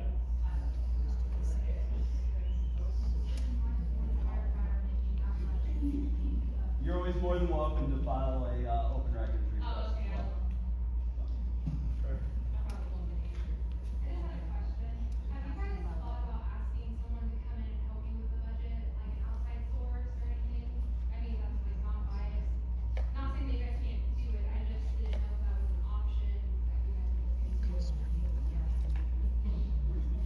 The last budget that I had, that I know someone insisted on cost $32,000. Okay, that's, okay, yeah. Yeah. So, it's a healthy expense. Are there grants out there to help with stuff like this, since we're like, obviously. Grants always cost money. No. That's how we ended up with the generator. Oh, that's all I'm getting at, Sorry, I'm trying to hear you. No, that's fine, I'm not talking about anything else, I just didn't know if you guys had looked at bringing somebody in just to help try to figure out this budget, where it's not, I hear everybody mess, I want to save it, or just completely non-biased on the whole situation. Right. That's what we use an auditor for every year, to get accurate numbers, get the numbers through. So, but to answer your question, no, we haven't realistically looked at that. That is, I mean, this was the cheapest one I think I've ever seen, and it was $32,000 3 years ago. You know, you can invite a consultant in, but you have to be careful with what you wish for, because there's a good chance everything that we're here talking about saving tonight, if a consultant comes in here, the first thing they're gonna say, it's a volunteer fire department, that'll fix your problem, and turn the EMS over to the county. That will be their first answer. And so, we've gotta be careful what we wish for. Hey, Aaron. First comment, an auditor's purpose is to review the records and make sure everything is correct and by statute. It has nothing to do with making sure your budget's correct, it's to look at it and make sure you're not in budget violations and stuff like that. They don't look at your budget and say, you did the budget right or you did the budget wrong. My next question would be, it seems like the first thing that when it's like, okay, we finally don't have any money, we need to figure out this budget thing, let's get rid of the fire department, because it's a fire and EMS, because it's a big department. In a year and a half that I was on the commission, there was multiple times, there was $10,000 here, $15,000 there, another 10 here for an improvement, another, let's redo a curb because it's cracked, because people keep running over it, and stuff like that. There always seemed to be room in the budget for that. Is all of that stuff getting cut? Because we would sit there in a meeting and we would have a conversation about, well, they want us to put in $15,000 for this. Is it in the budget? Was it originally budgeted for? No, but, well, there's room in the budget here, there's room in the budget there. Has all that stuff been cut out?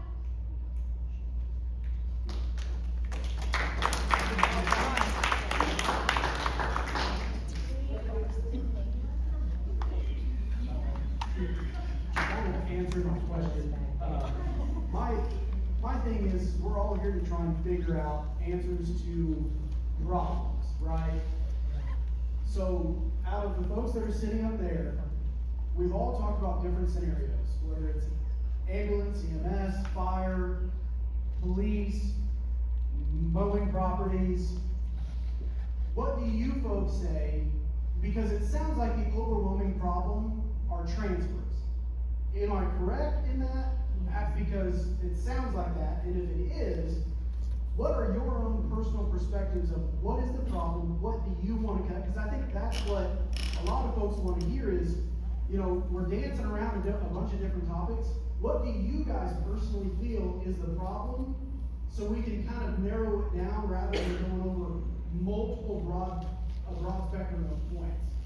And say, let's focus on one thing and figure that out because it seems to be the root of all problems here.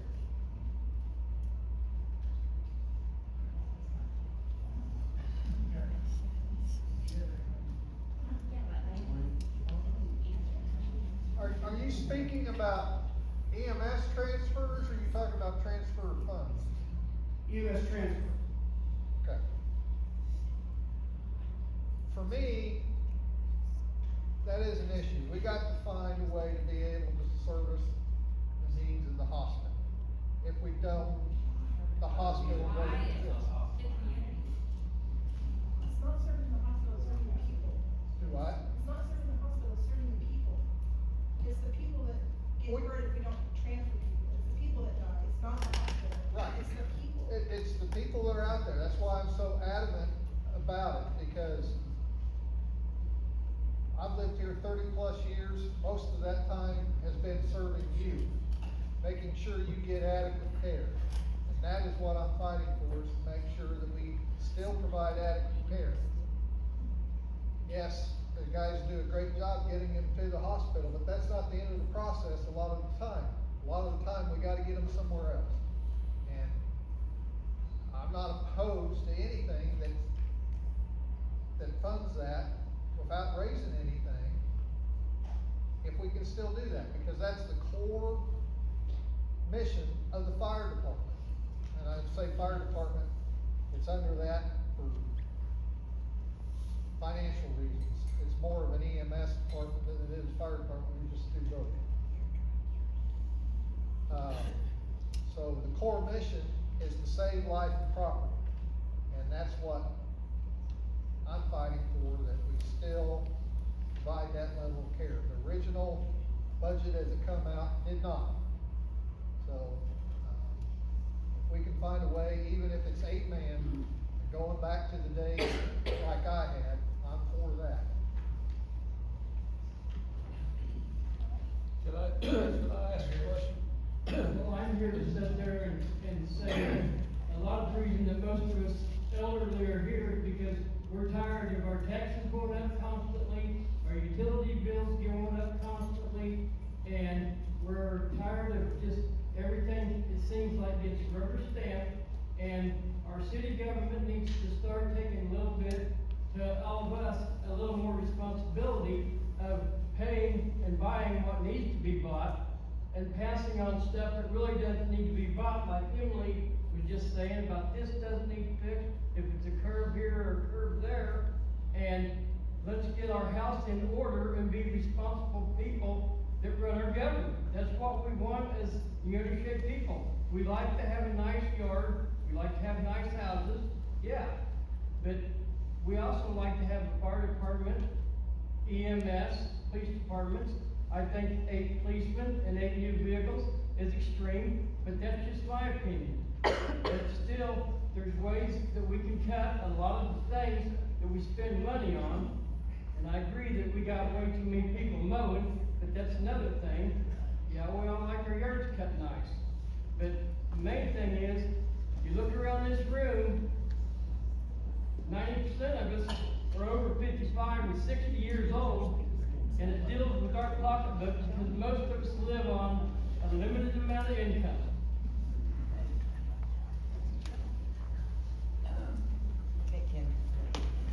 I have no question on it. I just wondered if there's a possible way that the city could mow West Granby from the railroad tracks out to the highway. It looks like hell. Like you mow all all 75 my way, turnout, we would like to have on Granby Street, we would like to have a little bit more out that way. Even better, we're gonna do the median on 400, Kenny. I can want myself.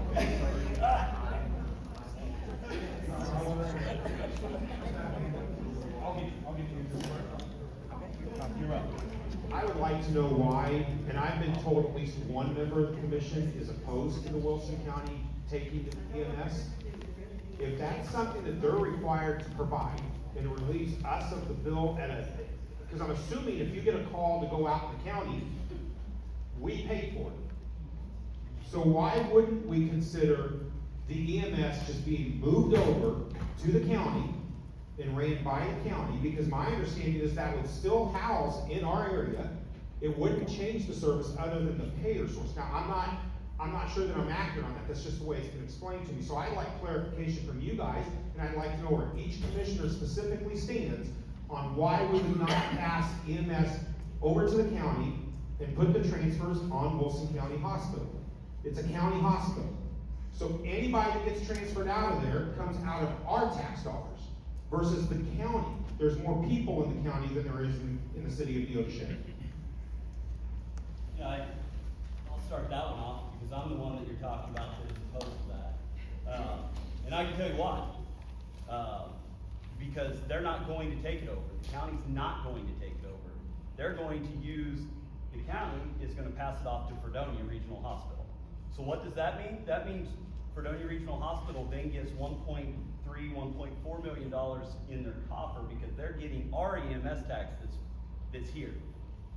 The other piece of that a lot of people don't think about, anything on the north side of Neodesha out of city limits, we're probably not going to see them at Wilson Medical Center. We're probably going to see them at Fredonia Regional Hospital at that point because Fredonia is managing that service. You could probably see a 25% drop in our ER, in the people that show up at our ER because of that, or 50. I mean, it could be drastic.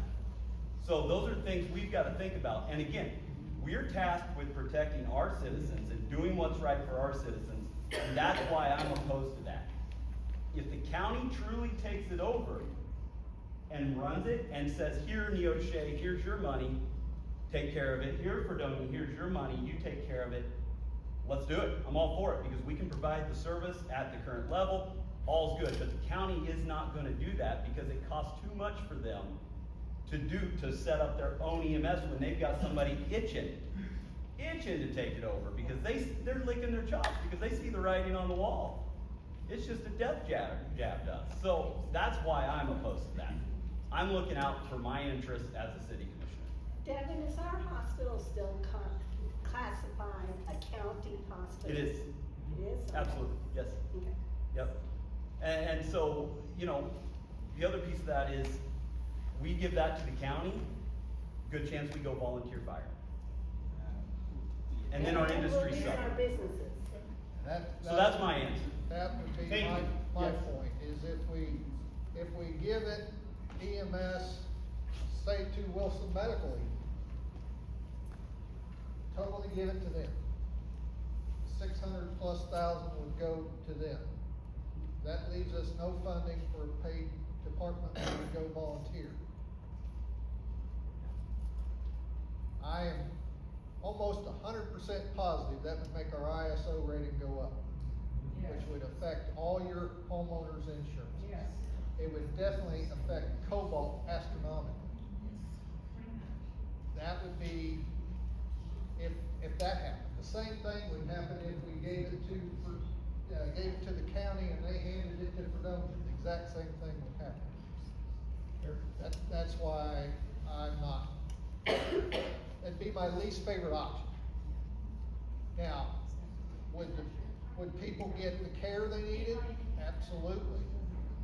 If the hospital had it, but having a paid department anymore would be a thing of the past. We've been a paid fire department since the 20s. I'd like to hear from Ed, just because I'd like to hear his perspective. It may be the same, but we haven't heard much from him yet. I was just wondering if this is gonna affect like the helicopter or perhaps an air ambulance. Why don't we use the airport? I can answer. I'll answer that question real quick for you. The airport is 4 feet too short and does not have ILS. Years ago, they used to land airplanes out there for air ambulances. They have stopped doing that because of those two reasons. Because of the. The runway is too short and there's not an instrument landing type thing. So. I guess, to answer your question, I am really glad we're not voting on anything tonight, because we're hearing your opinion, and I think our opinions are still evolving. But when the mayor was describing his answer to you, I'm the one in his elbow throughout, or 50%. If we give away our control, if you will, of our own EMS department, even if the hospital were to stand up and go, all right, we'll take over. Go ahead and give us your EMS. We'll take it all. If that were to happen and 6 months later they change their mind and it still ends up over there at the other EMS department, I would tend to believe that any of the patients that they have even a chance of going over there will go over there, and our hospital will financially suffer. It's a really good thing to have a hospital. I have read, and I know Brogan has, we've all read material about cities out there that have lost their hospital. It hurts their business, industry, residences. You gotta jealously maintain having a hospital here. I don't wanna support anything that's going to financially hurt that hospital and enrich another hospital and another EMS outfit. So, again, thank goodness we're not making any decisions on this tonight. And I just appreciate you guys answering, because that's something we've heard repeatedly, but you don't get a clear answer on Facebook. It's not all true there. No, So it's just certainly nice not. to hear from you guys, your perspective, so we know what you're saying. Thank you. The Facebook Commission has all the answers. Standing up, but it doesn't make much difference. I want to address the insurance issue on, the ISO rating, which a lot of you might know is protection class, and every fire department and county fire department, rural fire department is rated, based on their fire protection. We have a full-time fire department, Fredonia, and I called around and compared some places just because of all this issue. Fredonia has an all-volunteer fire department. We have the very same protection class as Fredonia. But not saying that, I don't want us to go to an all-volunteer, because I know the fire chief in Fredonia very well, and all volunteer fire departments are struggling trying to get volunteer fire departments. So, I just wanted to address the protection class issue. It can raise rates. A lot of insurance companies do. State Farm doesn't base their rates on protection class. Most other insurance companies do. So it could, if our protection class raised, it could raise your insurance rates. The one reason Fredonia has the same class as us is you're just not, ISO doesn't just rate your fire department. They rate the water department and 911. We both use the same 911 center, so they should get the same score off that. Where the difference is the amount of water tower space they have for storage water. We have how we make up the difference is in equipment and manpower at the fire department.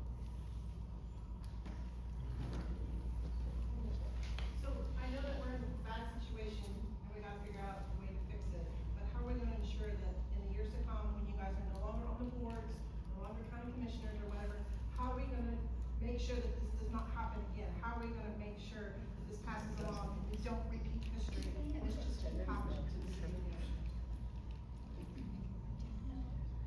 I don't have a crystal ball, but, my goal is to always leave, and we've talked about this many times in the past. Our goal is to leave the city in a better place than we found it, and be thinking about those commissioners that are gonna be serving 20 years down the road. We think about that with purchases, we think about that with assets, and so I would like to think, and I'm not to pick on the proposed meter fee, but that's a good example of when does it end, because there's a good chance that there's no fixed cost to it. It could have to go up every year it may get us through 26, but then if we're a shortfall in 27, we gotta raise the meter fee again. And we just gotta keep throwing more money at it every single year. Whereas if we set something like I proposed in there, it should set us up for long-term success, similar to how we ran the department for many years. Hello. So first of all, I'd like to say, you know, I really, I don't know that I'm in favor of the meter fee. I'm very much in favor of living in the security that if there's an emergency at my home, someone will come and help me. I don't want to be in a position where I'm standing on 8th Street watching my house burn down because nobody's answering the calls. So I do greatly appreciate our service providers. I do want to say, you know, like I said, I can't support the meter fee, but I greatly support Dwayne Banzett for starting this whole conversation that we're having. Yes. The whole reason that everybody's here, the whole town is talking, whether it's good or bad, is because he saw a problem and didn't come forward with a proposed solution. And so I think this is the most involved I have felt in city processes in many, many years. Usually it's just up to you to try to make a city meeting at 2 o'clock or watch it on Zoom when you could, and decide, I mean, you know, I was working and watching meetings, so I don't always have a chance to call in or to catch everything. So Dwayne, thank you for opening this conversation and making it very accessible to the public in our city.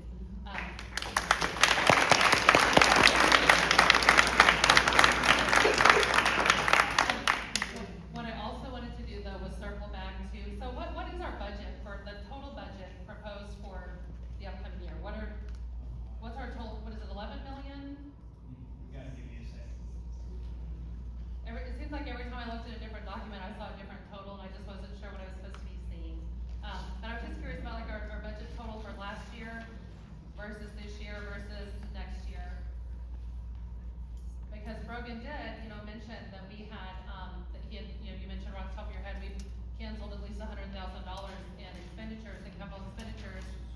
But that doesn't seem to be a very large percentage of our overall budget. So I kind of felt there's a lot more work to be done there.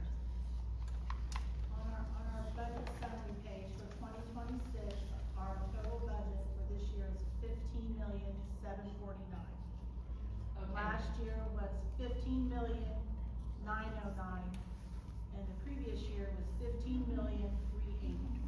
Okay, so right around $15 million a year. For some reason, I had $11 million stuck in my head, so I choose my calculator now. So a $100,000 cut in expenditures on an $11 million budget was less than 1%. So on a $15 million budget, it would be, you know, far less, I guess I would say. So anyway, where are we gonna, how deeply do you think we And I'm can gonna go say with our that cuts? the total of that also includes city, library, and economic development. So it's not just city. It's the library and economic development. So, something very important to remember when it comes to our overall budget is something that a lot of people don't think of is that includes our price to purchase power, our price to purchase gas, our fees to do those types of businesses, and you will be amazed at the number that number hits. In fact, I mean, we're talking purchases of $4 million in gas, $4 million in electric, $3 million in producing water. So when it comes to your services, in that $15 million, you can equate a large majority of that in us purchasing, supplying, and maintaining the systems that we have here in town. So that is the vast majority of what we're. But then that money comes back into the budget, because that's what we use to fund the other departments, right? We're transferring it out. We're transferring to such an extent, yes. So that money is not all lost, it's not all expenditures, that's generating some income back. It does. And then that income has been transferred to the general fund for a large share. I'm not saying all of it. I will say the lion's share is transferred back out. We're scheduled to make a $1.9 million transfer from our gas fund in 2025. We're averaging about $1.6 million a year. Okay, so then I have to ask, people who know me know this is my favorite question whenever I have like a little burr in my saddle about city stuff. So why is it that we always hear the phrase that we don't make money on utilities? I've heard y'all say in meetings before, we don't make any money on utilities. Like we are assured that whatever we're being charged for utilities is the lowest we can be charged, and it's always cost-based, and it's only raised at great pains and would prefer not to. But yet they're hearing that, you know, despite us paying millions of dollars a year for the rights to provide the service, that we're still clearing $1.9 million to pay for other things. Where does that, how do those two things like reconcile? Gas cost adjustment, we don't make anything. We don't. you're talking about those funds as a whole, I will be the first person to tell you that I'm never gonna say that we don't make any money on those funds. That's how you have fire, EMS, police, that's what's funding these things. A lot of questions we get relate to our fuel adjustment costs on bills, and everybody wants to know about fuel adjustment costs. We don't make a dime on fuel adjustment costs. That is just over and above what it costs us to purchase that power, and that adjustment is then put on the bill. Our revenue is found strictly in kilowatt hour, gallons per minute, everything like that we come into. So, a lot of things get thrown around in terms of making money from a city standpoint, and I will say that for the last seasonable amount of years, especially the last 5, we haven't made a lot of money. And it's reflected in our budgets. You can see our reserves dropping and dropping and dropping to a point where we have $1 million industries with tens of thousands of dollars worth of cash on hand. So one of the things that I've always preached to the commission during my 2 budget sessions is we have to have cash on hand for these departments. Our electric department and our electric crew cannot keep subsidizing to the extent they're subsidizing. And one of the things that I've said, and I'm sure some people up here hate this expression, is if something terrible happened to Neodesha, we would be financially strapped and we could not afford to supply what we are being, 1, asked to supply, and 2, what we are currently supplying. Our electric fund has enough money to operate for less than a week, currently without any revenues coming in. Our gas department, less than 2. It's the state average, and what they say you should be able to cover at least 3 months in those funds, in terms of cash forward, cash reserve.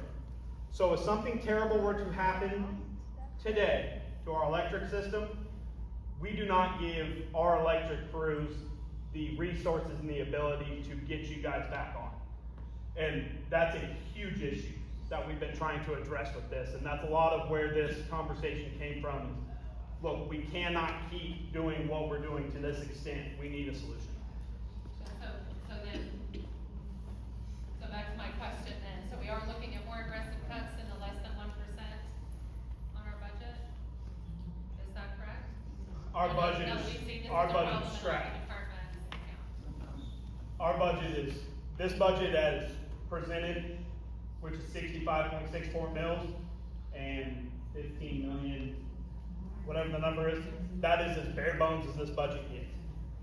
That is as cheap as the city of Neodesha can get to providing the services, the level of service that we are providing. With the investments that we've made, with everything that we do, personnel, that is as close as you can get. Question, Mike? Thank you, Devin. The one question I actually have a couple.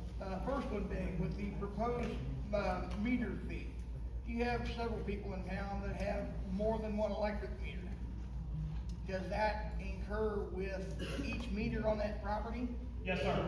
So, like, with what I've got a garage that for some reason is on a separate meter than the house. I currently pay maybe $25 for that garage because the lights and things are never on in the thing. You're talking about doubling that bill with that meter increase. I'd say close. So 15 is current. The new proposed is 24 per electric residential meter. So it'd be $24 per electric. Yes. Okay. So close. How do we justify that? I think we've already discussed this at the beginning, that this is going to happen. I have 2 commissioners that aren't for it, so it's a dead issue. Proposals for that, but if that's the one that gets ultimately chosen, how do you justify? Yeah, some people, in my case, it'd be a bill on a $25 if you're not $50, but there's other people who do that. So I have an answer for you, and This is as straightforward as I can put it. That increase is what was needed to cover the amount of funds that were needed to support the proposed budget increase that would keep the current level of service. So that is what I could come up with that got us to that number as cheap as possible. So And that falls into my next question, and I may be completely off base with this. It seems that we've been able to come up with a grant here and a grant there for beautification of this or replacement of that, a fountain in the middle of a pond, but you've got a major service here that is about to go belly up. You can't tell me that there ain't a grant somewhere, national, state, whatever, that can at least put a Band-Aid on this problem until you people can figure this problem out. So the problem with that is, I'm not going to tell you there's not grants available for fire and EMS. What I am going to tell you is there's not a single grant out there that is going to come in to subsidize our current spending limits. Those would be for new fire truck, new bunker gear, air packs. There are grants everywhere for all types of things, but none are going to fund us to the extent of writing the grant saying we need $200,000 just for our everyday operations. No one's gonna fund that. What we've done is dug ourselves a bit too big of a hole to almost get out of it. Go ahead, Tom. I just want to bring this back to where what everyone's here for is that if we cut our fire department and EMS down to 2 people on sick call, if there's 2 things going on at the same time, which I know Ed said that very rarely happens. Last week during the Derrick fire, when all the fire department was at the Derrick, there was a little boy that needed an ambulance at the very same time. If we only have 2 people working, then who's gonna go to the other call?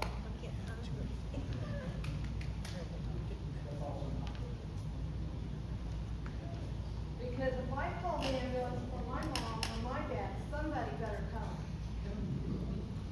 A lawsuit would cost a lot more than this, Like I'm saying, that's what I'm fighting for, is that we got back. I know you are, but the rest of them, who's gonna take care of the little boy when they're fighting fire?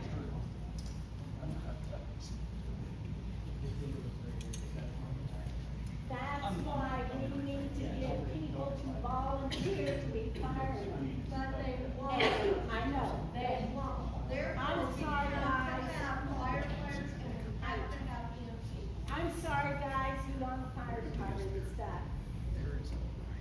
Get out there to the schools, talk to those boys and girls that have those They do. schools, and get them to come out. People don't wanna pay y'all, let alone. Exactly.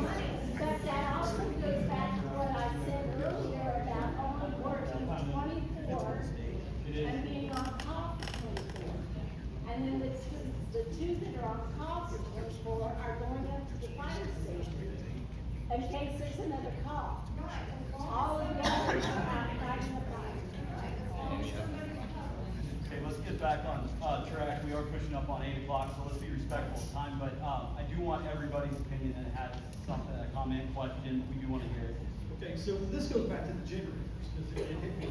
So many years ago, I worked in the city. I started out in the electric plant. And many years ago, that thing was in disarray, and the managers at the time kept pushing, and we needed a new power plant, because people don't realize how important that was to the community. There were more than one occasion back then where when we lost power, from KGD back then, that we would pick up and we would run, one time, 24 hours, the lights on. But we also ran every day during the summer to cut the cost of scheduled C power down. So with these new generators, are we gonna have the ability to do that? Or because that'll be a big savings right there, guys. Okay, so the new generators are something that everybody in town looks at, I believe, differently. But here, let me tell you the 3 big reasons why those generators were purchased. 1, it provides us capacity that we haven't had since the old power plant went out. That capacity allows us to purchase power up to 15 megawatts on our current system. We currently, before generation, paid a demand charge and service fees on anything over our 12, 13 peak that we normally have. So that is capping your costs and capping the city's costs and saving everybody money in the process.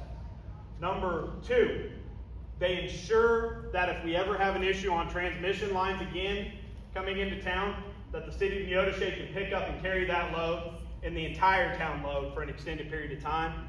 And number three is if we ever, God forbid, experience another situation like Winter Storm Uri, we cap our absolute cost to produce power at what it costs the city of Neodesha to produce. And hopefully, in a situation like that, I'm really hoping one doesn't happen, but anything over what our capacity is, we sell back to the grid, get credit back for, to lower the tension on you. So next time, the $800,000 from Winter Storm Uri doesn't exist. I think a lot of people don't understand that they might look at the generators as not necessary, and it's just there for if the lights go out. But that ability to put Schedule C power out onto the grid, that's a big negotiating tool. It was back then, and that saved us a lot of time.